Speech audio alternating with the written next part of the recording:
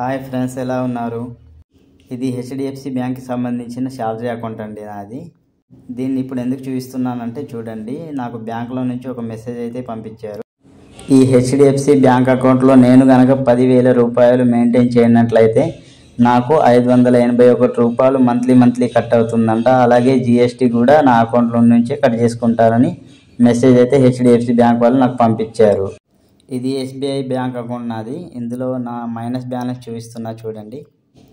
నాకు ఎటువంటి లోన్స్ కానీ ఈఎంఐస్ కానీ నేను కానీ నేను నమ్ముకున్న బ్యాంక్ నాకు ఇంత మైనస్ అమౌంట్ వేసింది చూడండి. మైనస్ 4,920 రూపాయలు నాకు మైనస్ అమౌంట్ వేసింది నా బ్యాంక్ అయితే. చూడండి ఫ్రెండ్స్, ఇది ఎస్బీఐ బ్యాంక్ పరిస్థితి. ఆర్బీఐ రూల్స్ ప్రకారం మైనస్ బ్యాలెన్స్ చూపించొద్దు, కానీ నాకు మాత్రం మైనస్ 4,920 రూపాయలు చూపిస్తుంది. ఇక్కడ కనిపిస్తున్న నంబర్లకు కాల్ చేసి ఎస్బీఐ సేవలు ఇంట్లో నుంచే కేవలం ఒక కాల్లో తెలుసుకోవచ్చు. అలాగే చాలామంది చేసే తప్పు ఏంటంటే ప్రతి బ్యాంకులో అకౌంట్ తీసుకుంటూ ఉంటారు, కానీ అలా చేయడం తప్పు. ఒక్కో బ్యాంక్ నుంచి 500-600 రూపాయలు కట్ అవుతాయి. నాకు 8 బ్యాంకులు ఉన్నాయి. 8 బ్యాంకుల నుంచి 4,000 రూపాయలు సంవత్సరానికి కట్ అవుతాయి. అలాగే 8 బ్యాంకులు కలిపి నాకు జిఎస్టీ 18% నేను కట్టాల్సి ఉంటుంది. అలాగే అవి ఒక 2,000 వరకు కట్ అవుతాయి. అంటే టోటల్ సంవత్సరానికి 6,000 రూపాయల వరకు కట్ అవుతాయి.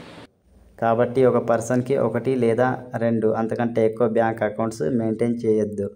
చేస్తే అలా మెయింటైన్ చేసినట్లయితే మనకే లాస్ వస్తుంది.